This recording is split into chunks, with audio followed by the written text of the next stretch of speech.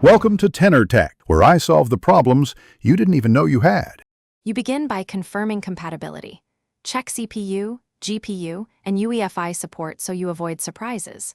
Once done, back up Windows and free at least 50 to 200 GB or pick a separate drive.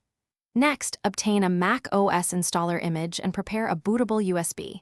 Make sure it's formatted GUID/EFI.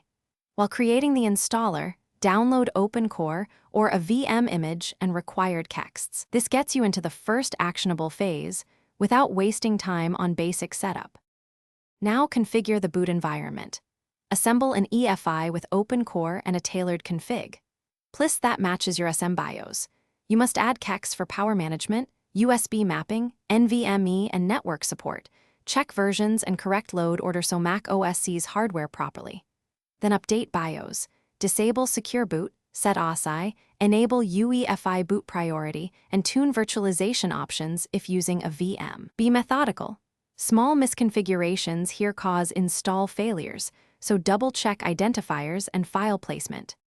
You boot the USB installer and select the prepared target drive.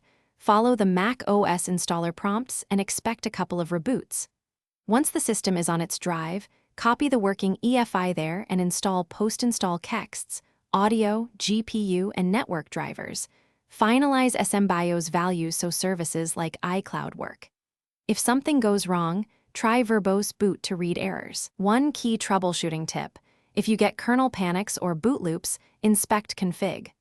List and temporarily remove. Thanks for watching. Subscribe to keep your life in tune.